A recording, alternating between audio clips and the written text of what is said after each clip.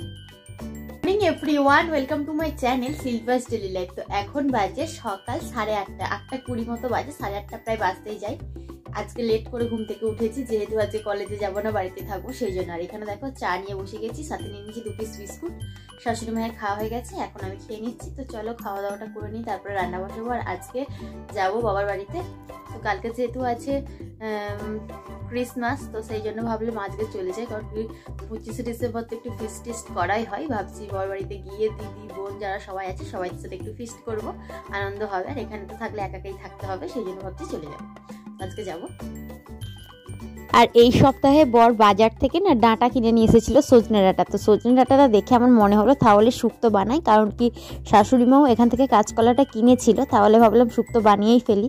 তো বাপি সেই মতো করলাটা আর রাঙালুটা ছিল না, সেটা নিয়ে এসেছে, আজকে তাই শুক্তো বানাবো। এখানে দেখো সমস্ত রকম সবজি নিয়ে নিয়েছি, ডাঁটা নিয়েছি, রাঙালু নিয়েছি, কাঁচকলা, বেগুন, আলু, শিম, এখানে নিয়েছি বড়ি, ঘি, তারপরে নিয়েছি পোস্ত আর কাজু বাদাম বেটে নিয়েছি, তেজপাতা নিয়ে নিয়েছি, আর এখানে দেখো বেশ কিছুটা পরিমাণে সরষেও আমি বেটে নিয়েছি, আর এখানে নিয়ে নিয়েছি 1 কাপ পরিমাণ দুধ। তো চলো রান্নাটা এবার আমি বসিয়ে দিই, কারণ কি শুক্তোটা খেতে আমি ভীষণই ভালোবাসি। শুধু আমি নয়, আমার শ্বশুরমশাই, শাশুড়ি মা সবাই ভালোবাসে। আর মাঝে সাঝেই বানানো হয়, গরমকালে বিশেষ করে যখন সজনে ডাঁটাটা পাওয়া যায়, ফাল্গুন চৈত্র মাস করে, তখন বানানো হয়।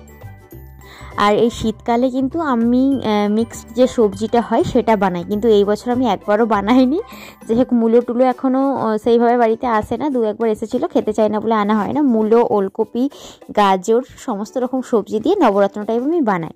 এই বছর একবারও বানানো হয়নি এখনও, অবশ্যই একদিন বানাবো শীতের মধ্যে। আর আপাতত আমি এখানে দেখো আলুটা আমি তেলের মধ্যে ভেজে নিচ্ছি। আলু, গাজর আর রাঙালু, যেগুলো একটু শক্ত টাইপ সবজি, সেগুলো আগে আমি ভেজে নিচ্ছি, তারপরে কাঁচকলা, বেগুন এগুলো ভেজে নেব।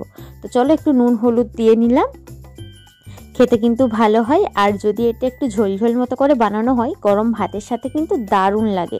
তবে এটার মধ্যে একটু মশলা দিতে হয়, মশলাটা এবারে আমি আর বানালাম না। চলো তোমরা ভিডিওটা দেখতে থাকো। আর এইদিকে দেখো আমার রান্নাটা কমপ্লিট হয়ে গেছে। আজকে করে নিয়েছি মাছের ঝোল, বিট ভাজা পেঁয়াজ দিয়ে, আর এখানে দেখো গরম গরম শুক্তো একটু পাতলা করে বানিয়েছি। তো এটা দিয়ে খাওয়া হয়ে যাবে। আর আজকে আমি যেহেতু রান্নাটা দেরি করে বসিয়েছি, গরম গরম ভাতের সাথেই কিন্তু খাওয়া হবে। তারপরে দেখো এখন কিন্তু আমি বেরিয়ে পড়েছিলাম একটু বাজারে, রান্না বান্না করে তারপরে আমি একটু বাজারের দিকে বেরিয়ে পড়েছিলাম। বেশ কিছু জিনিসপত্র কেনার ছিল, সেগুলোই কিনতে বেরিয়ে পড়েছিলাম। খুব বেশি সময় লাগেনি, আধা ঘন্টা মতো সময় লেগেছে। তারপরে আমি চলে এসেছি বাড়ি। আর এই যে দেখতেই পাচ্ছ কত কি নিয়ে এসেছি, পেন, চকলেট, উড পেন্সিল, এই সমস্ত জিনিসগুলো নিয়ে এসেছি। কারণ কি প্রত্যেক বছর আমার ভাই যখন ছোট ছিল তখন থেকে কি করতো, যে 25শে ডিসেম্বর বড়দিন, এই দিনে সান্তা এসে গিফট দিয়ে যাবে, তাই জন্য মোজা ঝুলিয়ে রাখতো। এখন যেহেতু বড় হয়ে গেছে, এই সমস্ত কিছু ভুলে গেছে, কিন্তু যে বছর আমি পারি গিফটগুলো রাখার চেষ্টা করি। শুধুমাত্র আমার ভাই বোন না, আরও একটা ভাইপো ভাই যে ওখানে আছে, মানে একটা বোন আছে, দিদির ছেলে আর ভাইজি আছে। তো ভাবলাম সবার জন্য এই গিফটগুলো কিনি, সেই জন্য এইগুলো আমি কিনে নিয়ে এসেছি। আর বোনের জন্য এই 2টো গার্ডার নিয়েছি। তো কেমন হয়েছে গার্ডার দুটো বললো। ছোটোখাটো গিফট দেওয়ার চেষ্টা করি নিজের মতো করে, বাচ্চারা ওতেই খুশি হয়ে যায়। এই যে চকলেট, আর ভাই এটা খুঁজছিল একবার মেলাই, ভাবলাম আজকে ওর জন্য এটাই নিই। তো চলো, আর এই দিকে দেখো আমি ওষুধের বক্সটা রাখতে গিয়ে কি করেছি, সমস্ত ওষুধগুলো ফেলে দিয়েছি। এখন আমি রেডি হতে যাচ্ছিলাম বাবার বাড়িতে যাব বলে, তার মধ্যেই এগুলো হয়ে গেল। এখনও অনেকটা কাজ, মানে যাতে তাড়াহুড়ো করতে গিয়ে বেশি কাজ করে ফেললাম আর কি। তো এগুলোকে আবার আপাতত গুছিয়ে টুছিয়ে রাখি। আর এটা হচ্ছে পা ফাটার ক্রিম, কবে একটা বর এনে দিয়েছিল, কিন্তু আমি এটা ব্যবহারই করি না। শীতকাল পড়লে মনে করে, ভাবলাম এই বছর ব্যবহার করবো, কারণ কি পাটা না ফেটেই যায়। মাটিতে একটু জুতো খালি পায়ে চলাচল করলেই বা ঠান্ডা লাগলে পাটা ফেটেই যায়। যাই হোক, আর বিশেষ করে আলতা পরলে পা ফাটে, সেই জন্য আর কি। আর আলতাটা তো অজ্ঞান বসে বৃহস্পতিবারগুলো পরাই লাগতো, তাই জন্য পরতাম আর কি। পাটা একটু ফেটেই গিয়েছিল, আর এটা ব্যবহার করতে লাগবে। আপাতত এটা গুছিয়ে রাখি। আর এখন 3:30 মতো বাজে, আর শীতকালের বেলা তো তাড়াতাড়ি সন্ধ্যা হয়ে যায়। শ্বশুরমশাই যেহেতু আজকে আমাকে দিতে যাবে, তো তাই জন্য আমাকে ঝটপট করে বেরিয়ে পড়তে হবে, তার কারণ তারপরে আবার বাপি বাড়ি ফিরবে।